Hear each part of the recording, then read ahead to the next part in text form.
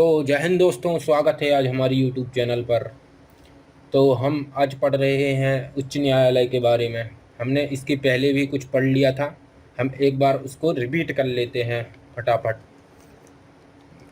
तो हमने इसके पहले पढ़ा था दोस्तों, उसको हम एक बार रिपीट कर लेते हैं।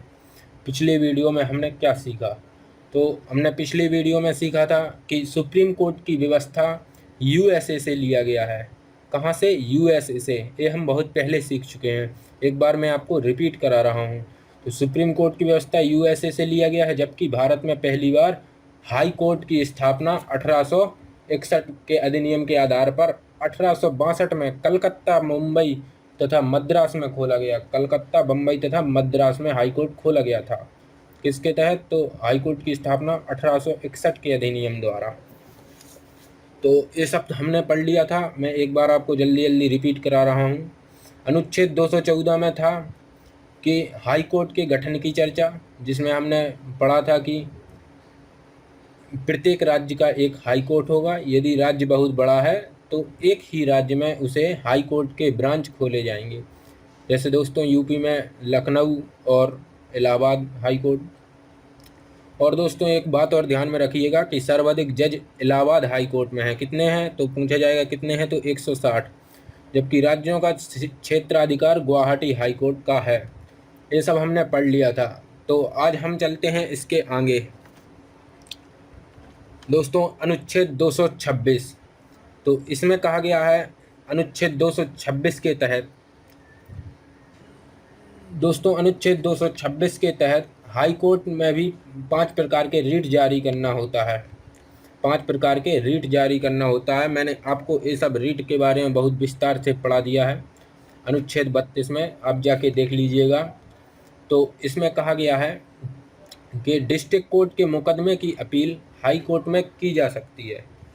डिस्ट्रिक्ट कोर्ट के मुकदमे की अपील हाई कोर्ट में की जा सकती है। आपको ये ध्यान रखना है कि जो डिस्ट्रिक्ट कोर्ट की मुकदमे की अपील है वह कहाँ की जा सकती है? हाई कोर्ट में की जा सकती है। डिस्ट्रिक्ट कोर्ट की अपील हाई कोर्ट में की जा सकती है, किंतु सीधा मुकदमा हाई कोर्ट में नहीं होता है। परंतु दोस्तों यही कहा गया है कि कुछ मुकदमे जो सीधे हाई कोर्ट में जा सकते हैं, उनको एक बार आप देख लीजिएगा, नोट करते जाइएगा। कुछ मुकदमे हैं दोस्तों जो आप सीधे हाई कोर्ट में जा सकते हैं, जो सीधे हाई कोर्ट में जा सकते हैं। जैसे एमपी तथा एमएलए का विवाद, कंपनी का विवाद, विवाह का विवाद, कंपनी विवाद दोस्तों, विवाह या तलाक विवाद, वसीयत उत्तराधिकारी का मामला, मूल अधिकार का मामला, कर्मचारियों के संवैधानिक स्थिति की जांच और जनहित याचिका।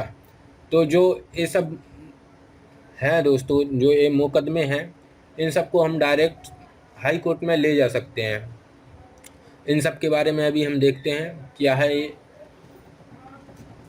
एक जनहित याचिका दोस्तों, कर्मचारियों के संवैधानिक स्थिति की जांच, मूल अधिकार का मामला, वसीयत उत्तराधिकारी का मामला, विवाद या तलाक का मामला। ठीक है दोस्तों, तो यहीं पे चलते हैं हम, इसके आगे देखिएगा। भारत में कुल 25 हाई कोर्ट हैं। राज्य कितने हैं? 28 राज्य हैं। हाई कोर्ट कितने हैं? 25 हाई कोर्ट हैं। दिल्ली एकमात्र केंद्र शासित प्रदेश है जिसका अपना हाई कोर्ट है। दोस्तों दिल्ली एकमात्र केंद्र शासित प्रदेश है, आपको यह ध्यान में रखना है। वैसे भी सबको ध्यान में रहता है ये। दिल्ली एकमात्र केंद्र शासित प्रदेश है जिसका अपना हाई कोर्ट है। कुल कितने हाई कोर्ट हैं भारत में? तो कुल 25 हाई कोर्ट हैं। दिल्ली में हाई कोर्ट भी है और सुप्रीम कोर्ट भी है। आगे देखिएगा दोस्तों, कहा गया है इसमें कि डिस्ट्रिक्ट कोर्ट की जांच अनुच्छेद 233 में है। डिस्ट्रिक्ट कोर्ट की जांच अनुच्छेद 233 में है। इसका जज बनने के लिए राज्य न्यायिक सेवा की परीक्षा देनी होती है। यह हाई कोर्ट के मुख्य न्यायाधीश के सलाह पर राज्यपाल नियुक्ति कर सकता है। तो इसमें क्या कहा गया है, ध्यान से देखें आप। कहा गया है कि डिस्ट्रिक्ट कोर्ट की जांच अनुच्छेद 233 में है। इसका जज बनने के लिए राज्य न्यायिक सेवा की परीक्षा देनी होती है। किसकी परीक्षा देनी होती है? तो राज्य न्यायिक सेवा की परीक्षा देनी होती है। इसको मैं हाईलाइट कर देता हूँ, राज्य न्यायिक सेवा की परीक्षा देनी होती है। ये सब जो मैं नोट करते जाया करेंगे आप। डिस्ट्रिक्ट कोर्ट की जांच अनुच्छेद 233 में है। इसका जज बनने के लिए राज्य न्यायिक सेवा की परीक्षा देनी होती है या हाई कोर्ट के मुख्य न्यायाधीश की सलाह पर राज्यपाल नियुक्ति कर सकता है। अब दोस्तों आगे देखिएगा मुकदमों के बारे में। दीवानी मुकदमा किसे कहा जाता है?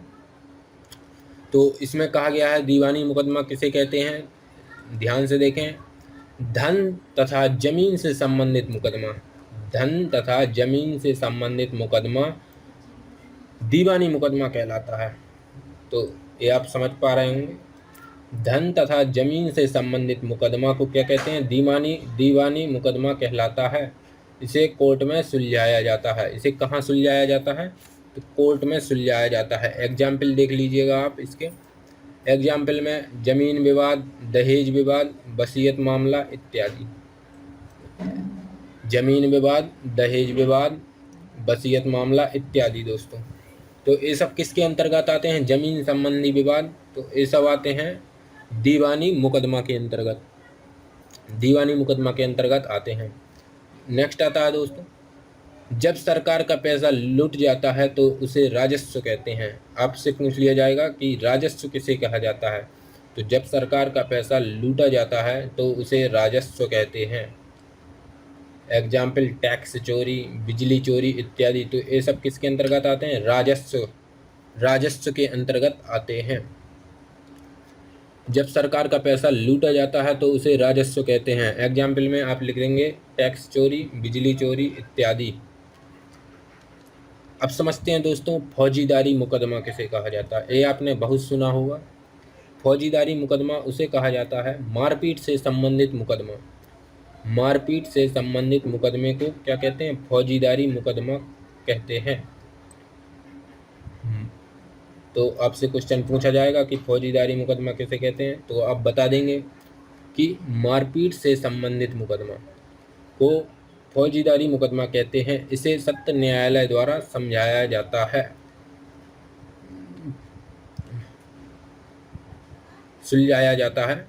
मारपीट से संबंधित मुकदमा को फौजीदारी मुकदमा कहते हैं। इसे सत्र न्यायालय द्वारा सुलझाया जाता है।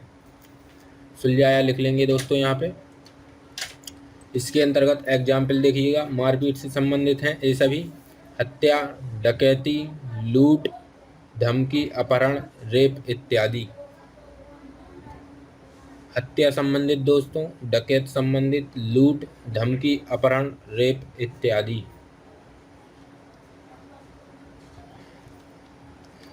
आगे आता है दोस्तों लोक अदालत किसे कहा जाता है। तो लोक अदालत, इस अदालत में मुकदमे पर फैसला नहीं सुनाया जा सकता। इस अदालत में मुकदमे पर फैसला नहीं सुनाया जा सकता है, बल्कि आपस में समझौता कर दिया जाता है। बल्कि दोस्तों आपस में समझौता कर दिया जाता है। लोक अदालत के समझौते फैसले के विरुद्ध हाई कोर्ट या सुप्रीम कोर्ट में अपील नहीं की जा सकती है। तो आप लोक अदालत को समझिएगा।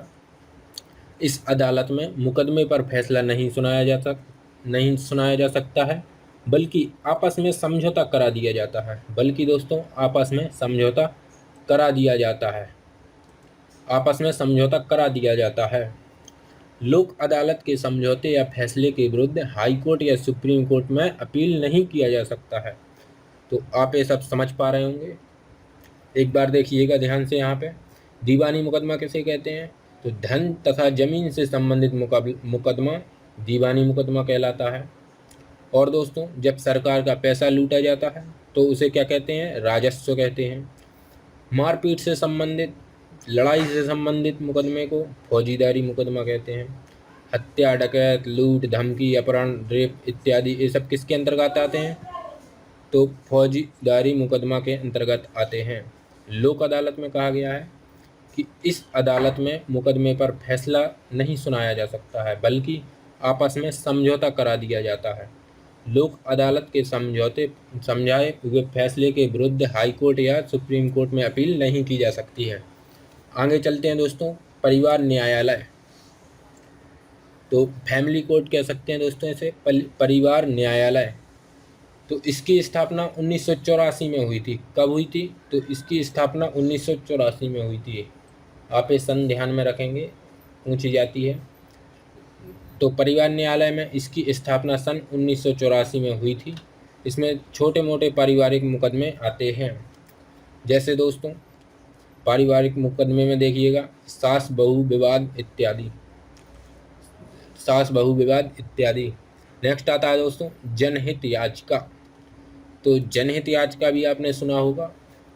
जनहित याचिका किसे कहते हैं? तो इसमें इसकी शुरुआत 1980 में हुई थी। कब हुई थी? 1980 में। पूछ लेता है कहाँ हुई थी, तो आपको बताना है USA, United state of America में हुई थी।